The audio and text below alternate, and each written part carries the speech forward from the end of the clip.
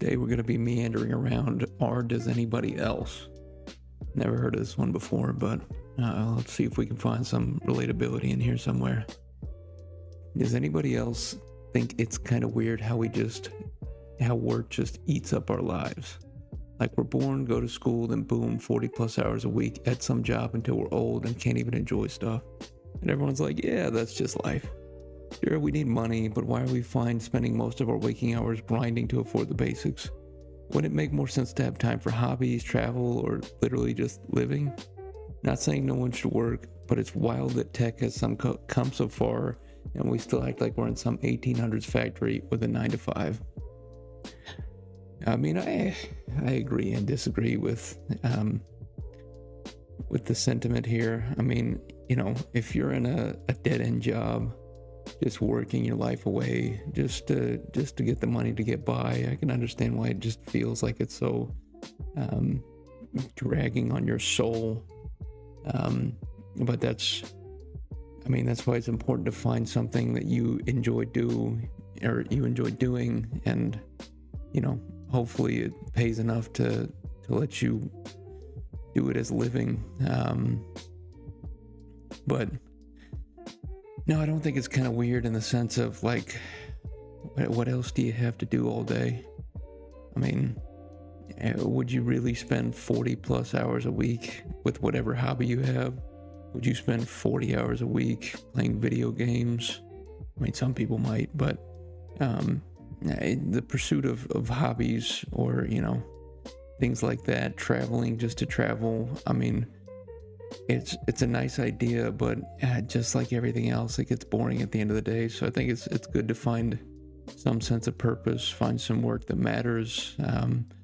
But it's best if you can find something that's actually important to you and you don't feel like you're just wasting your life away just to work, eat, sleep, and repeat again and again.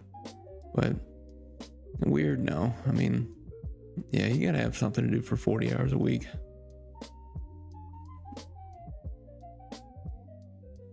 Does anybody else feel completely unburdened by holding grudges? I'm not saying I never forgive anything. Minor errors and accidents are so forgivable it pretty much just happens right away. But no major transgression against me will be forgiven or forgotten. Why should it be? That stuff they say about grudges holding you back is nonsense. Obsession holds you back. Spending your own life trying to ruin someone else holds you back. Simply disliking someone forever because they're a trash person who did a trash thing isn't what holds a person back. On the contrary, writing people off is liberating. Who cares if some otherwise disused storage area at the back of my brain subconsciously keeps a list of people never to piss out a fire for? Forgiveness has value, but how did we get to a point where holding a grudge is seen as a character flaw? There is no useless emotions. Hatred exists for a reason and has its place. Where you place it and what you do with it is what matters. The worst hateful acts are always acts of misplaced hatred. I agree. Let's stop manipulating the mothers of murder victims into saying they forgive the man who slit their daughter's throat. Nobody believes her, and she shouldn't have to say that. There are options between complete forgiveness and obsessive hatred. One can choose their grudges sparingly and hold on to them for as long as they like without the weight of them adding up or spoiling their own life. Besides, I've also never forgotten a kindness. I think it's... before you take a side on this, I think it's important to define what you think a grudge is. To me, personally, a grudge takes space in your head, and you hold on to it, and you're actively thinking about it. But removing somebody from your life, I don't think that's necessarily holding a grudge. You know, you can forgive people and not want them back in your life. So if that's what you mean by holding a grudge, in the sense of you just don't let them occupy the same space that they did previously, then yeah, I agree. But I don't think you should be actively holding space in your brain to think about those people. And to be entirely honest, I mean, indifference is probably the most powerful way of letting go of people. Not thinking about them. I mean, I guess a good sort of analogy in my head is, you know, at its rawest stage whenever you're first reacting to something that somebody has done that's wrong to you. It's kind of like you're holding them back with your whole body, but one day you'll recover and you'll build a fence, and then that fence just keeps them out, and you don't revisit that anymore. You don't worry about what's behind the fence, and you don't actively fight against that.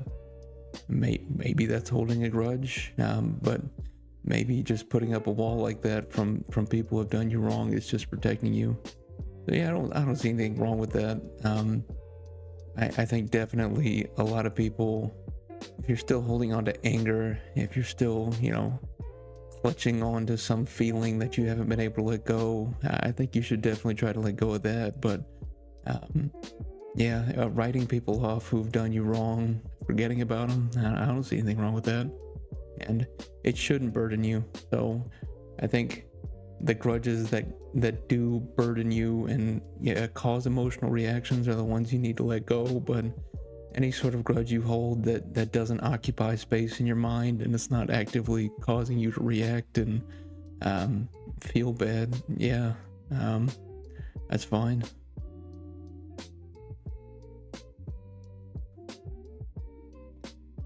Does anybody else feel a weird sense of grief for the 4 times that you can't even really explain?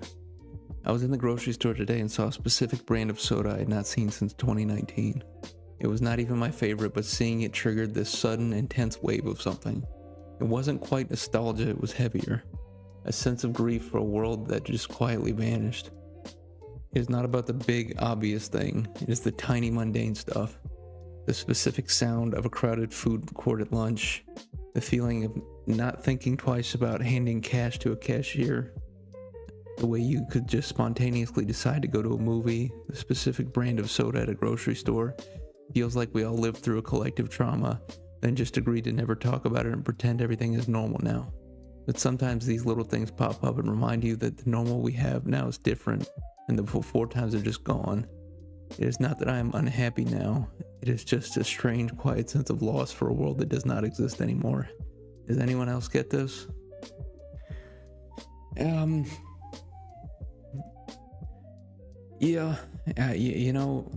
The thing that probably hits me the most. Do you ever just walk around and you smell something, like a smell you haven't smelled in a long time, and it immediately just puts your brain in a different place? There's a specific smell of like a mixture of grease and dirt and gasoline, all kinds of things you'd find in a garage, that puts me back to the days of being in my grandpa's barn, hanging out with him in the garage. There's certain smells that take me back to that old sense of a world that's not here anymore. So I definitely understand. Even people's perfume. I've walked by people out in public and they're wearing a perfume that is either exactly the perfume of somebody I used to know or smells awfully similar to colognes. It just immediately triggers something in your brain that puts you in a different place. I don't know that it's a sense of grief though. It definitely does flip a switch in my brain immediately. And there is probably a little bit of sadness in a time that, you're being put in a place in a time that doesn't exist anymore. And there's a certain sense of, man, I miss those days. But yeah, grief, no, the world definitely changed after COVID. Everything is all, people just seem disconnected now, and with social media and everything else, it's only gotten worse. When everything was shut down for the pandemic and nobody was seeing each other. So I get what you mean by that, but the only grief I feel is that stores are no longer open 24/7. Everything closes at 10 or 11 p.m. That's the sense of grief I feel for that. It's stupid. I used to go to the store at 2 a.m. Nobody was in there. It was nice. I could just shop around. It was just me and the people stocking the shelves. But now I gotta go with all the normal people. Oh, that's the only sense of grief for the before times that I really miss pre-COVID. But now I definitely understand how you feel.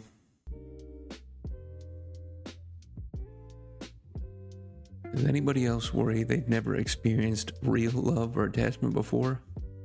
For example, my fiance is very important to me. I think he is a wonderful and attractive person who I am very compatible with and very happy to spend forever with. However, if he were to disappear tomorrow, I would be fine. I would be upset that I don't get the great life with him I was counting on, but I don't think I would be as devastated as I should be. For context, 26 female. I have not lost a parent or sibling yet, so I can't say for sure how that would go, but I've lost 3 grandparents, one of which I was quite close to, and each time it's like sad for a day or two and then completely fine. And when I think about end-of-life plans for my parents, it's mostly the thought of paperwork and care for my siblings, not really any feelings beyond that. In college, I was a serial monogamist. Would date someone for a year, openly plan the breakup for a convenient time, like the end of an academic year, and then break up with them on a scheduled date. Again, I would be sad for a day and then carry on like nothing happened. I'm outgoing but not very social. I have lots of friends and plenty of folks who think I could count on in a crisis, but I don't text or call, otherwise contact anyone more than a few times a year. And when I do, it's mostly out of interest in keeping the friendship alive rather than actually wanting to reach out. I almost never crave social interaction, and I actually went 3 months without talking to anyone outside of work once, and it was kind of nice. This was before I met my partner. I appreciate my parents, and I do make an effort to visit home, but I hear other people's family relationships and wonder if I'm missing something. I've currently rationalized it as love just looks a certain way for me, and it's not wrong to say I do truly love my fiance, parents, friends, etc., even if it doesn't look as strong or deep as it seems for others. But maybe those extreme emotions are the outliers. I'm not sure. Not sure I even want to feel anything that strongly. It seems like a lot to deal with, and my lack of this deep love feeling doesn't really get in the way of having what to me is a happy and healthy life. I just don't know if it's something I should be worried about, if anyone else has felt the same, and how this has changed over time for folks. Thanks.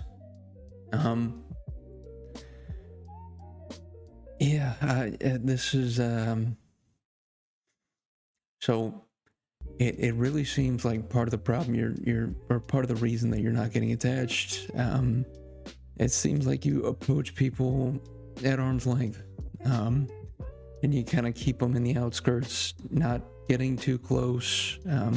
Based on the description you have of your friends, I don't know how things are with your family, but as far as what you do with all these people in your life, if you always keep people at arm's length, then yeah, you're never really gonna know them. And even in personal relationships, a lot of people don't really know their partners that well. It's kind of shocking, but you kind of go with a good feeling, and you just there's a sort of arrogance in people where they just assume they know their partner at a certain point and stop asking questions about them.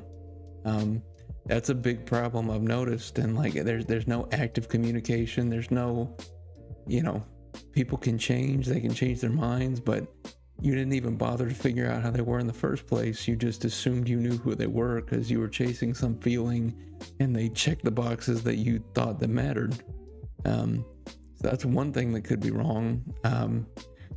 Another thing too, I'll use the analogy of people that win the lottery. So it's pretty common knowledge, I'm sure everybody's heard it. People who win the lottery and get large sums of money, they're often back to the position they were financially within a pretty short span of time, relatively speaking. So you win this massive sum of life-changing money, and you just go back to what you were before because you didn't have respect for the money, you didn't have a plan, you didn't have anything to make this money work for you. And oftentimes that's what happens. People win this large sum of money, they blow it, and that's that. You're back to business as usual. But let me make the analogy of in relationships, in the same way that you didn't earn that money in the lottery, right? You didn't put in the work, you didn't put in the time, you didn't put in the effort to get that money. So that money doesn't really mean much to you. So you blow it, you throw it away, you give it away, whatever. Hey, no harm, no foul. And maybe someday you look back and say, yeah, that was a good time in my life. I probably shouldn't have blown that. But relationships are kind of the same way insofar as, you know, when you put time, when you put effort, money, when you put love into people, when you put all of this energy into people, you have some skin in the game. And for people who aren't putting time, energy, and effort into other people, you don't really have any skin in the game. So yeah, it's easy to get disconnected. It's easy to walk away from when at the end of the day it doesn't work out and you don't talk to them anymore because you never really put that effort in the first place. So, you know, and then, hey, maybe you had a person that was a winning lottery ticket, and someday you look back and you say, hey, I remember when I had that $1 million, that was cool. But, you know, if you didn't earn it, it's not the same. So, you know, I guess my point is you have to put effort into these relationships for them to matter. People can be just unlimited sources of love and care, and people still don't care sometimes. You have to be willing to put in the effort to build the connection. It's just the way that we're selfishly wired. Now you have skin in the game. Now you have an intent, and now you have a purpose, and it's gonna hurt a lot more whenever something goes wrong, whenever you lose that person, because now it's a reflection of all these things that you've done for them too. And that's, you know, I'm not saying to take an unhealthy obsession with that, but there is a certain amount of, you know, you gotta have some skin in the game.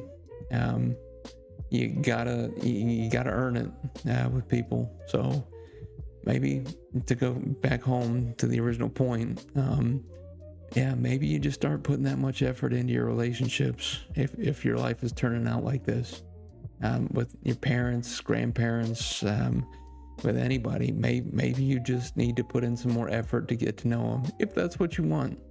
I mean, if you want to go through life just having acquaintances and, you know, all these sort of very small, meaningless interactions, then hey, go for it. But yeah, no, I think you need to, if you're a person in this position, you need to put some effort into other people, and not just to say you should put it into anybody. Find some people that are worth having in your life, that are meaningful, intelligent, they can add value to your life, and put some effort into them, and they'll put it back into you. And that's the way relationships can grow, and love grows, and connections grow. So hey, if that's what you feel like you're missing, that's what you need to do. Put some effort into people.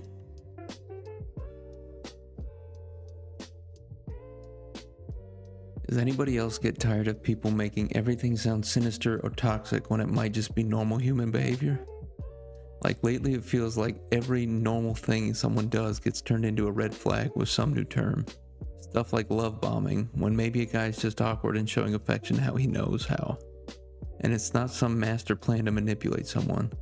Not saying those things never happen, but it feels like people are way too quick to assume bad intentions or to label someone manipulative when it could just be normal differences in how people act. Anyone else feel like people online are turning every social interaction into some kind of psychological crime scene, and everything's got some new fancy word that describes it? I absolutely agree with you. Yeah, no, it started out, it really started out with the whole calling people toxic, and then it developed into, you know, all of a sudden everybody's a narcissist. And then it developed into gaslighting. I can't tell you how tired I am of people saying that other people were gaslighting them. Like, yeah, first off, it might not even be gaslighting. They might just be lying to you, which, you know, that's equally as bad, but it's not some grand plan to manipulate and gaslight you. Gaslighting is like a very high level of manipulation, and I feel like it has lost all sense of uh, it's just been diluted down to nothing now, to where everybody gaslights everybody.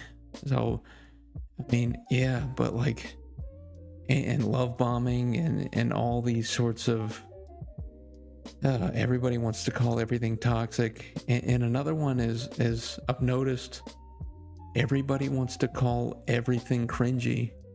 Like, it used to be just, people would pick on certain subgroups, the people who would act weird. There's like the nerdy little, the nerdy people, the nerdy gamers, that don't bathe, who aren't properly socialized, that would do sort of cringy things. And, you could sort of laugh at that, but now everybody is cringy for everything. And it just has lost all sense of meaning. So, yeah, no, everybody's toxic. Everybody's a narcissist. I mean, I can't tell you, people, that's the thing too. People are generally pretty selfish, but a lot of people are. And just because you're selfish doesn't make you a narcissist. You might be a narcissist, but, if you look at the percentage of the population that's a narcissist and compare it to the amount of people who claim that they've met a narcissist, it's a pretty ridiculous difference. So, yeah, no, I mean, I'm tired of it too. And everybody feels like everybody is out to get them. And it's just kind of sad. But, yeah, no, I mean, you can't, there's been plenty of times I've gotten into an argument and been accused of gaslighting and all sorts of those little fancy terms. And it's like, I know things get heated in an argument. I know, sometimes you disagree about things. And yeah, just another thing too, the human memory is not that great. They've proved it in a bunch of different experiments. You can go look up that experiment where the gorilla walks through the frame and most people don't notice it the first time around. Your ability to recall information is actually pretty poor. So, looking back on a situation and remembering it differently from somebody else, it's bound to happen at some point. So, yeah, no, just because I think I remember it happened this way, you remember it happened that way, just because we disagree doesn't mean one of us is gaslighting the other. So, I'm tired of it too. I'm burnt out on everybody just claiming everyone's awful to each other. I agree with this one entirely.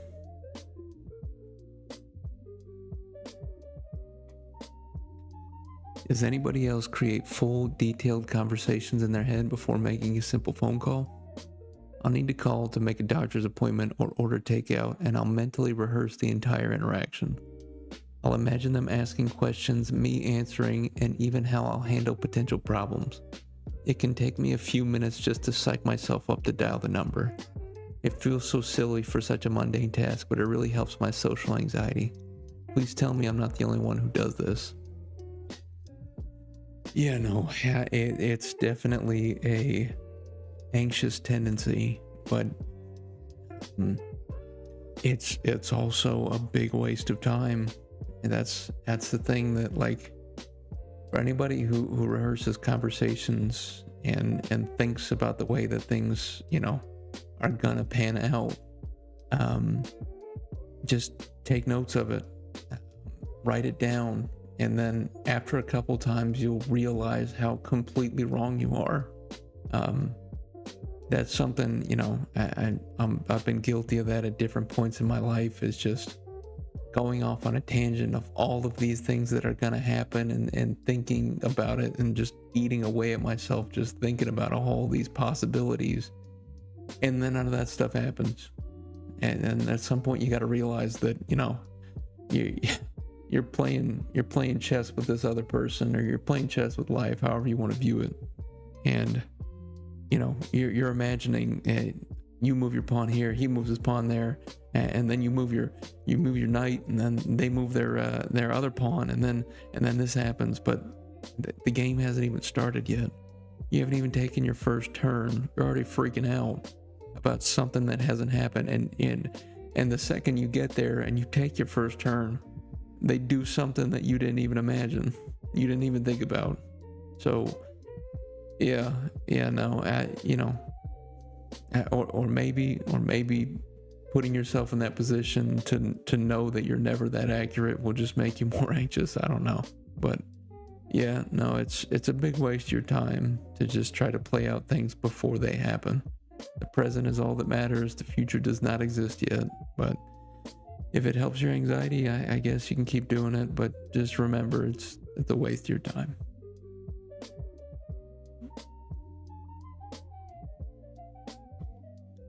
Does anybody else notice the lack of self-awareness of other people in public nowadays? I swear every time I go out in public now, everyone is just terrible, for lack of a better word. I will say right off the bat that I try my best to be considerate of others. I watch where I'm going, I say excuse me, I don't talk loudly on my speakerphone in public, just to name a few. But other people? Everyone is starting to act like they're the only one shopping at Walmart. It's horrible. I walk in and immediately get cut off by some dude. He doesn't even glance my way or apologize, but I know he saw me. Then there's the screeching of a child immediately, instead of the parent taking it outside because it's loud and disruptive, the way parents used to do when I was younger. It's called consideration. Then people just stop in the aisles and don't move out of the way, even when they see you there. They stop in the middle of aisles and have long ass conversations with others like people aren't waiting. They have their 15 kids spread out over the aisles, running back and forth, causing people to nearly run into them. And you know the parents won't blame their precious angels because that would take accountability. Then I go outside to wait for the cab. The lady walks in front of the cab, and as he's trying to turn, so he has to wait. Once she goes by, he attempts to turn towards us again. Once again, the same lady walks back in front of the cab. She sees him trying to turn and just stomps on her merry way. The amount of times that someone just walks in front of a moving car in the parking lot or even in the street is truly baffling. My mother-in-law nearly hit a girl who stepped right off the curb into traffic without looking and didn't even acknowledge the car coming towards her. They don't even stop to make sure the car has seen them. They just go. Our cab was legit 5 seconds away from hitting a woman a few months back, and she just started strolling across the street without even looking and had the audacity to look at us like we did something. It is exhausting going out in public nowadays. By the time to get to the checkout, I'm angry and frustrated and feeling like, why the hell do I continue to be nice and polite and considerate when apparently the rest of the world has decided to be inconsiderate? Ugh, I wish I could just open up a 24-hour shopping again because I've had it. I agree with that last point. I miss the days where you could just go in the middle of the night and get your shopping done. Yeah, no, that's a great point. But yeah, no, people don't look up anymore. That's a big one. And I've noticed too, you ever just walk down a hallway or down an aisle and somebody's just staring at their phone, not paying attention to anybody else around, not even paying attention to the periphery of their vision, just walking down a hallway, and you could run straight into them if you weren't paying attention. It drives me crazy. And then people who aren't watching for other people with the aisles, with their carts in the way. Yeah, no. Another one that drives me absolutely bonkers is people who stop in doorways. Like, they walk all the way up to a doorway and then they stop and check their phone in the middle of the doorway or right in front of the doorway. It's such an awful place to stop. Just step to the side. Go to a part where you aren't in the way of the only access point. Find a spot to be out of the way. And as far as cars go, I mean, yeah, people are pretty, they don't pay attention, but that's one that's only to their detriment. I really don't understand why people don't pay attention, because all it takes is one accident and you have a life-changing accident where you can't walk again, or you potentially lose your life because you were, doing whatever you're doing, watching your phone, not paying attention. You got hit by a car by somebody else who wasn't paying attention. So yeah, no, I understand your frustration here. It definitely, I don't know if it used to be different. I don't know if people have always sort of just done their own thing, but yeah, definitely there's a lot of people out there that just don't even pay attention to the world going on around them. and it's frustrating. I don't know about exhausting. It's annoying and it's frustrating, but yeah. Yeah, I definitely understand. I understand your frustration on that one. But people are selfish. They lack consideration. I try my best to give them the benefit of the doubt. Maybe they're having a bad day. Maybe they're having an important conversation, but that's just me trying to be nice. I definitely can feel the frustration on my worst days.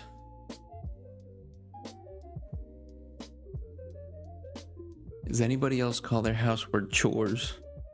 Once when I was talking to a coworker and we had the lame, "What are you gonna do this weekend?" conversation, I said, "Oh, I have a lot of chores to do at home," and they laughed when I called housework chores because they said that's what kids do, not adults. But I mean, isn't that why we give kids chores? So they grow up and have their own place as I do now? They know that they have their own chores? I don't have any kids, so I don't know. This person has kids. Yeah, that's so stupid. Yeah, I think everybody knows what you mean when you say chores. But this guy has a PhD in maturity. Yeah, he doesn't do chores. Yeah, he has responsibilities. That's so stupid. Everybody knows exactly what you're talking about when you say chores. So yeah, you got your chores. Like, and even if, so what if it's childish? First off, everybody knows what you're talking about, and second, like, you know, there are certain parts about being a kid. Let me collect my thoughts for a second here. I can't stand people who reach adulthood and have this idea of what it's like to be an adult, and you can't say chores anymore, and you have to have a glass of wine with dinner, and all these stupid little rules. I jog now. Yeah, it's so stupid.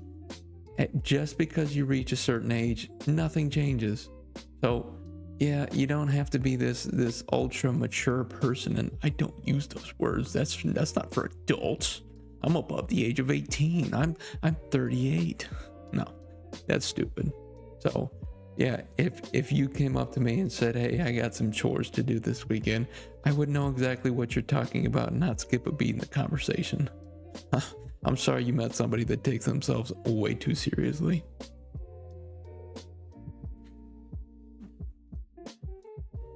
Does anybody else enjoy hospital stays?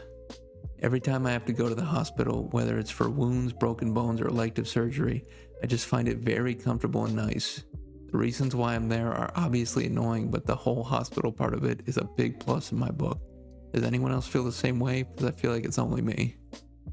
Yeah, I couldn't disagree with you more. You sit in that uncomfortable hospital bed and you got those thin gowns on with your cheeks hanging out. Yeah, and you, depending on how long you got to stay there, you get all dirty and greasy, and you got to sponge yourself off because sometimes you can't take a shower. No, I mean, yeah, I had a surgery once, and I remember I woke up and I woke up post-op, and I didn't know where I was, obviously, because I was waking up from the medication, and my nose was like entirely dried out and encrusted over with boogers because the oxygen I had on me, and I was so disoriented. I woke up in this dark, poorly lit room. Yeah, it's not for me, but I guess if being tended to is something that you appreciate, that's cool for you. But yeah, I couldn't think of a worse place to be than a hospital. I really don't want to be there for any reason, whether it's for me or for somebody else. Especially the way everything smells. You know, you walk past people who have crazy conditions, and that just makes me feel bad for people, especially when you walk by old people that are struggling. I don't want to be at a hospital. So good on you. Go make some friends at the hospital. Don't break your bones on purpose, but yeah, not for me.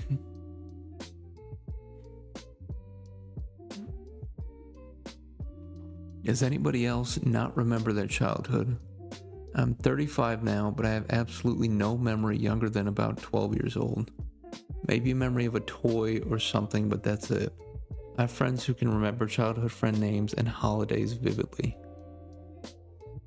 I personally, I have quite a few memories of when I was younger. There are certain spans of my childhood that I can't remember as well as others, but I remember a lot of it. You know, if I go through my head categorically and try to remember something specific from, say, 7th grade, you know, you start with like a teacher that you had or something that was going on in your life that year of your life, and you can sort of whittle it down that way and start to remember things. But I'd say that's something, yeah, occasionally I will bump into people that I knew from, you know, several years ago, and it's always hit or miss. Usually I remember them, but they usually don't remember me. So I'm sure your experience is not that unique. There are people out there that probably don't remember much of things in their childhood, especially people who are bad with names and faces.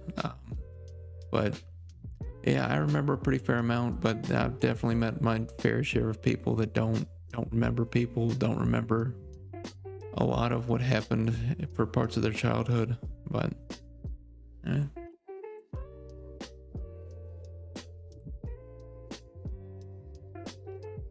does anybody else have dreams of their teeth falling out?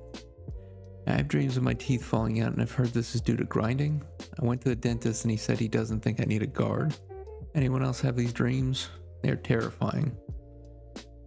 Yeah, I've had that dream before. A long time ago, I used to have braces, and I had this dream one time because I used to always have problems with the wire poking into the back of my cheek. Anybody who has braces can understand, but there was, you know, several times where the wire was too long or it got shifted over and it was poking in the back of my teeth. And I had this dream that I was trying to adjust it and push it back into place. And I was sitting there playing with it, and I grabbed the back bracket that the wire was attached to, and my teeth just all plucked out one by one like it was all hanging on a string. And my entire upper row of teeth were just pulled out all at once. And it was pretty, I don't know, I don't recall waking up and feeling bad about it, but it was definitely a weird sort of gross dream. But yeah, I mean, I've had all sorts of strange dreams, but you know, one or two about teeth. They're weird, gross dreams to have.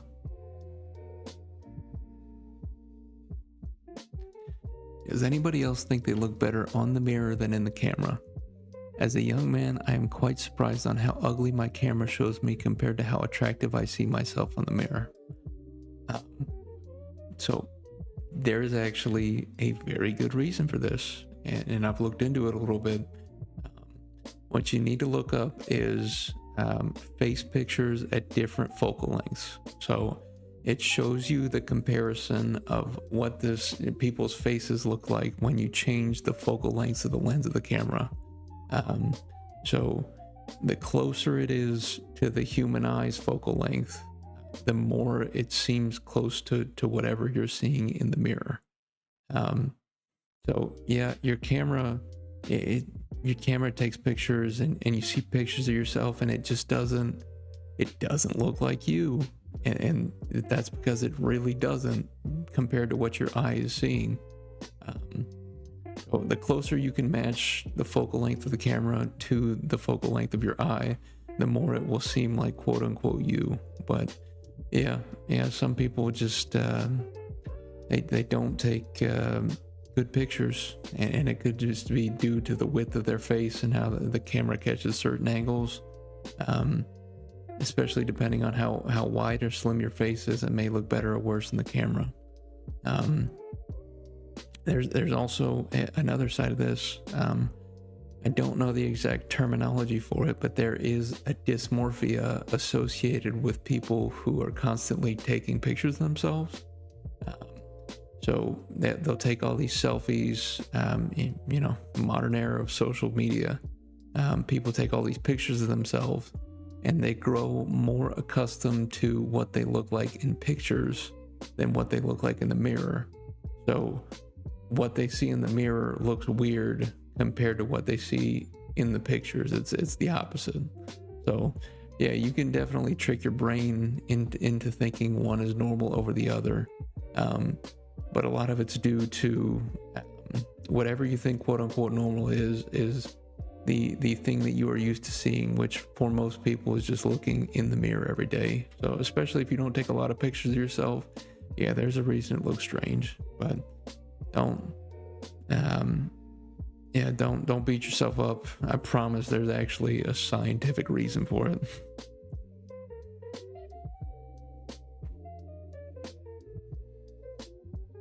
Does anybody else think they're a bad person faking being kind/nice?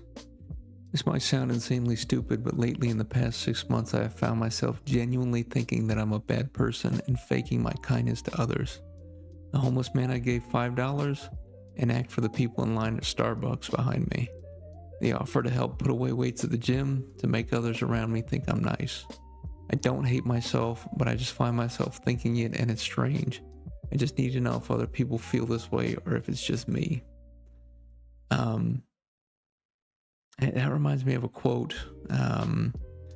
It is, be brave even if you're not. Pretend to be. No one can tell the difference. So it's like, yeah, you can sort of feel like you're doing it for ulterior motives. There could be a little bit of imposter syndrome going on there too.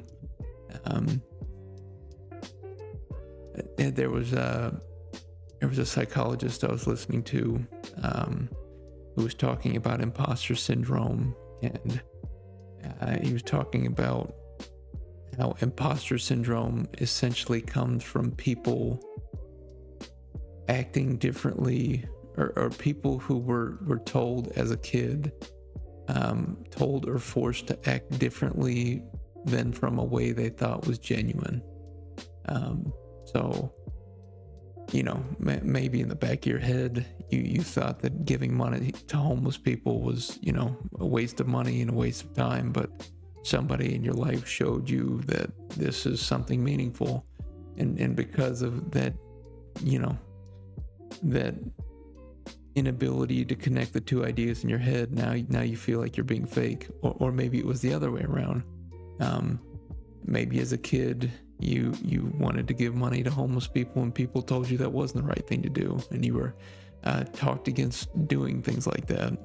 So that sort of inability to come to terms with things you were told to do and ways you were told to act, versus what you genuinely thought was the right thing to do, or how you genuinely felt in that moment. The difference between those two can make you feel like you're being an imposter and you're being a phony. So that could be a little bit of what's going on, and I'm sure I didn't give the greatest explanation there, but yeah, look a little bit more into imposter syndrome. But at the end of the day, there's virtue in doing kind things for people, even if it's all a show. I mean, if giving that homeless man $5 was all for the sake of everybody watching at the Starbucks line, then hey, you still made the homeless man's day, or at least you got him by for another couple hours, bought him a meal, whatever he's going to do with that $5. So yeah, even if it feels fake, even if it feels like you're being disingenuous, there's still good in what you're doing there.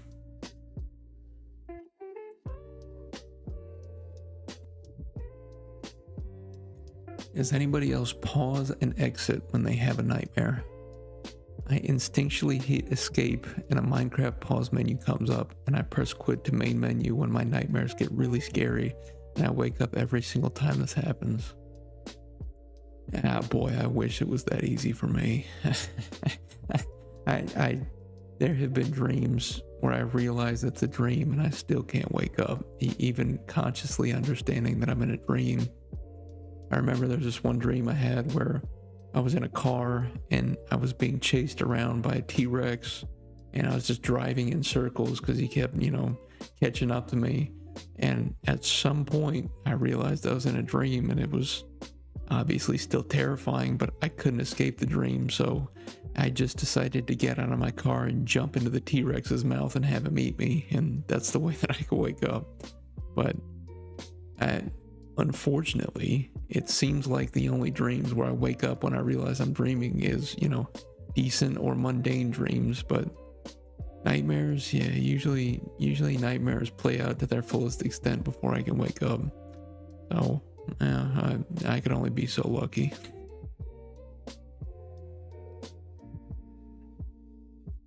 Does anybody else think "I totally forgot about our plans anyway" is a rude response? I've been getting this response more often than not lately when following up on plans with friends, when I unfortunately have to reschedule or cancel. Of course, I hate having to flake, but situations come up. We'll reach out and express that I feel bad and apologize for having to cancel. I'm hit with, "Oh, I totally forgot anyways." It's even harder when it's for an event that I thought we both agreed to buy a ticket for. If you're not getting responses, it sounds like you're the flake here. So don't put it on this person for being rude. It seems like you are the rude person who is canceling an event that was previously planned, and they're trying to be nice and saying they forgot. So yeah, no, if you're that person that always cancels, that's always hard to make a plan with, then whatever they've got to say in response doesn't mean much next to you canceling on plans all the time. So if you're getting this response more often than not lately, I mean, I don't know. I would have to know your rate of successful hangouts with your friends. But once you get older and you start to realize that time is more precious and you don't have as much time to just hang out with people, and you got responsibilities and you got work and other things to do, you got family. There's a certain point where you realize you can't have unreliable people around. So any of these sort of flaky people who cancel last minute or have to reschedule all the time, I just cut them out. You only get a couple of those before I stop asking. I mean, it's just be respectful of my time. And So, but yeah, that's kind of crazy that you both agreed to buy a ticket before, but you're the one that canceled, and you're mad that they say, "Oh, I forgot anyways." Yeah, no, I think you're probably the rude person here. I don't think that's the other person in this situation. But yeah, no, and let me say this much: nobody is that busy to where they have to cancel plans all the time. Like, realistically speaking, you do not have that much going on in your life to where you have to cancel on a plan once a week. If it happens every once in a while, whatever. But if you're getting these responses all the time of people just sort of shrugging it off, that means you've been canceling a lot. So be respectful of people's time. Do your best to stick to whatever plans you make. And you really don't have an excuse for canceling on people all the time. I'm sorry, you're not that busy. Does anybody else use toilet paper to suppress fart noises in a public bathroom? My partner casually said that when she's using a public bathroom while taking the shit, she'll use a wad of toilet paper to suppress the fart sounds. I said that's actually insane and started dying laughing. Does anybody else do this? Is this a girl thing?